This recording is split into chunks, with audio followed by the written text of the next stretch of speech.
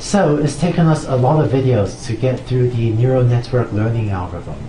In this video, what I'd like to do is try to put all the pieces together to give an overall summary or a bigger picture view of how all the pieces fit together and of the overall process for how to implement a neural network learning algorithm. When training a neural network, the first thing you need to do is pick some network architecture. And by architecture, I just mean connectivity pattern between the neurons. So, we might choose between, say, a neural network with 3 input units and 5 hidden units and 4 output units versus one with 3, 5 hidden, 4 output, and here 3, 5 units in each of 3 hidden layers and 4 output units. And so these choices of how many hidden units in each layer and how many hidden layers, those are architecture choices. So how do you make these choices? Well, first, the number of input units, well, that's pretty well defined. And once you've decided on a fixed set of features x, the number of input units will just be the dimension of your features xi will be determined by that.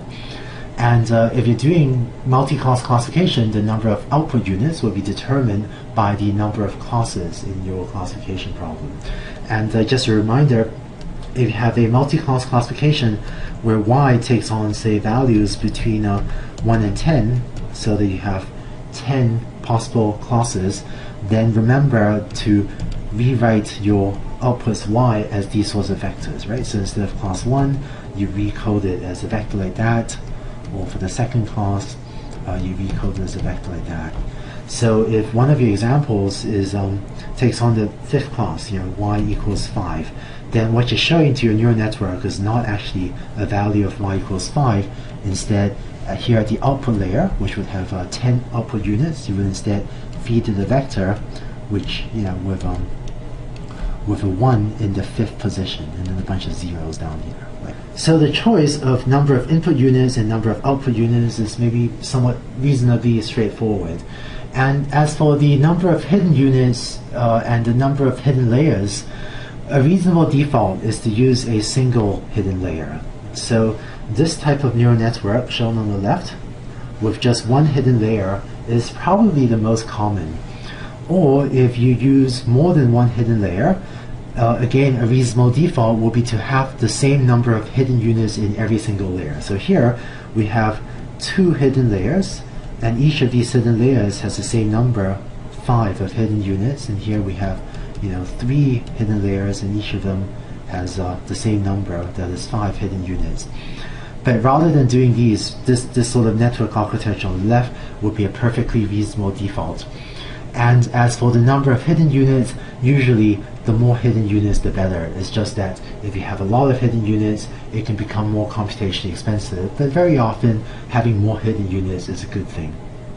And usually the number of hidden units in each layer will be maybe comparable to the dimension of x, comparable to the number of features, or it could be anywhere from same number of hidden units as input features to maybe twice of that to 3 or 4 times of that. So having a number of hidden units is comparable, or several times or somewhat bigger than the number of input features is often a useful thing to do. So hopefully this gives you one reasonable set of default choices for network architecture. And if you follow these guidelines, you probably get something that works well. But in a later set of videos where I'll talk specifically about advice for how to apply learning algorithms, I'll actually say a lot more about how to choose a neural network architecture. I actually have quite a lot more to say later about how to make good choices for the number of hidden units, number of hidden layers, and so on. Next, here's what we need to implement in order to train a neural network. There are actually 6 steps that I have 4 on this slide and 2 more steps on the next slide. First step is to set up the neural network and to randomly initialize the values of the weights. And we usually initialize the weights to small values near 0. Then we implement forward propagation so that we can input any input x to the neural network and compute h of x, which is this output vector of the y values. We then also implement code to compute this cost function j of theta. And next we implement backprop or the backpropagation algorithm to compute these partial derivatives terms, partial derivatives of j of theta with respect to the parameters. Concretely, to implement backprop, usually we will do that with a for loop over the training examples. Some of you may have heard of frankly, very advanced vectorization methods where you don't have a for loop over the M training examples, but the first time you're implementing backprop, there should almost certainly be a for loop in your code where you're iterating over the examples, x1, y1, then so you do forward prop and back prop on the first example, and then in the second iteration of the for loop, you do forward propagation and back propagation on the second example, and so on until you get through the final example. So there should be a for loop in your implementation of backprop, at least the first time you're implementing it. And then there are, frankly, somewhat complicated ways to do this without a for loop, but I definitely do not recommend trying to do that much more complicated version the first time you're trying to implement backprop. So concretely, we have a for loop over my M training examples, and inside the for loop, we're going to perform forward prop and back prop using just this one example. And what that means is that we're going to take xi and feed that to my input layer, perform forward prop, perform back prop, and that will give me all of these activations and all of these delta terms for all of the layers of all of my units in the neural network. Then, still inside this for loop, let me draw some curly braces just to show the scope of the for loop. This isn't Octave code, of course, but it's more like C++ Java code. But the for loop encompasses all this. We're going to compute those delta terms, which here's the formula that we gave earlier, plus delta L plus 1 times A L transpose, and then the sum of the code.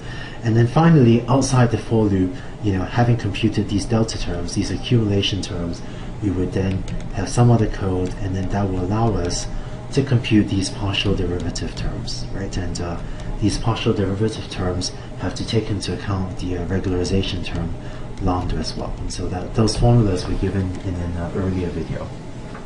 So having done that, you now hopefully have code to compute these partial derivative terms. Next, in step 5, what I do is then use gradient checking to compare these partial derivative terms that were computed. So compare the versions computed using backpropagation versus the partial derivatives computed using the numerical estimates, that is using numerical estimates of the derivatives. So do gradient checking to make sure that both of these give you very similar values. Having done gradient checking, this now reassures us that our implementation of backpropagation is correct, and is then very important that we disable gradient checking because the gradient checking code is computationally very slow. And finally, we then use an optimization algorithm such as gradient descent or one of the advanced optimization methods such as LBFGS, conjugate gradient, as embodied in sort of FMIN, UNC, or other optimization methods. We use these together with backpropagation. So backpropagation is the thing that computes these partial derivatives for us. And so we know how to compute the cost function, we know how to compute the partial derivatives using backpropagation. So we can use one of these optimization methods to try to minimize j of theta as a function of the parameters theta.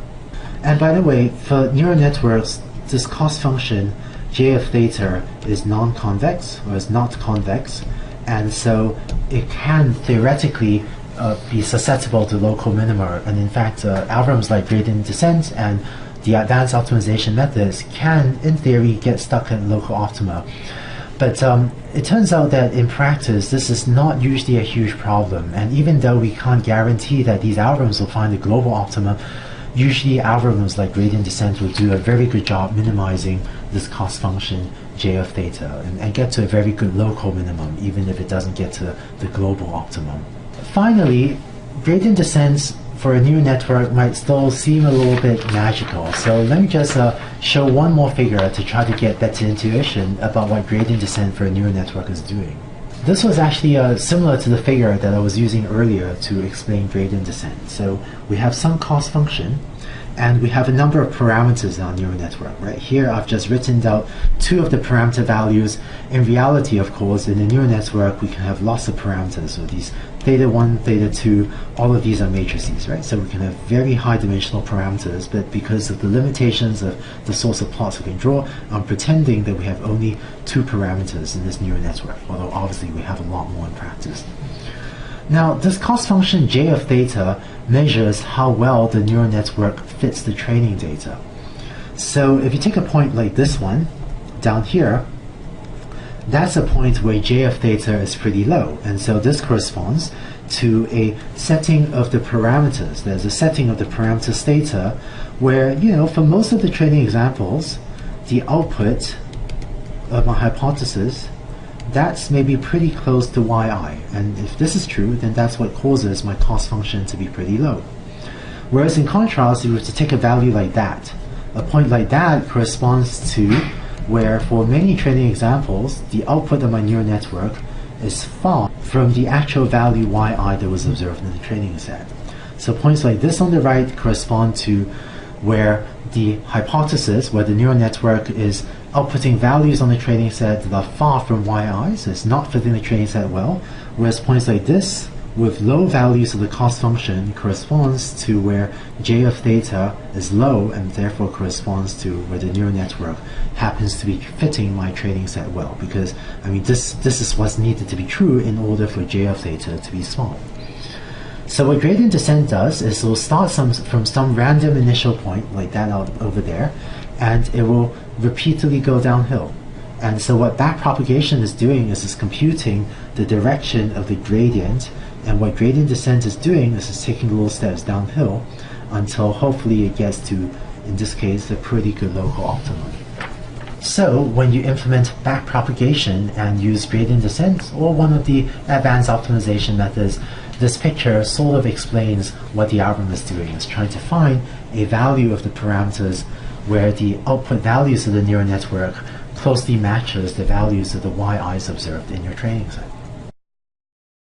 So hopefully this gives you a better sense of how the many different pieces of neural network learning fit together.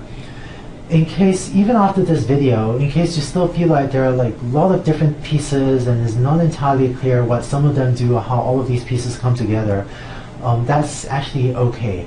Neural network learning and backpropagation is a complicated algorithm, and even though I've seen the math behind backpropagation for many years and I've used backpropagation, I think very successfully for many years, even today I still feel like I don't always have a great grasp of exactly what backpropagation is doing sometimes and of what the optimization process looks like of minimizing j of theta.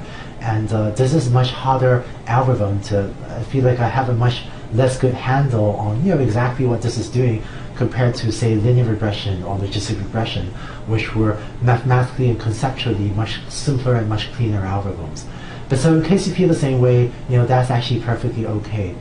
But if you do implement backpropagation, hopefully what you find is that this is one of the most powerful learning algorithms, and if you implement this algorithm, implement backpropagation, implement one of these optimization methods, you find that backpropagation will be able to fit very complex, powerful, nonlinear functions to your data, and this is one of the most effective learning algorithms we have today.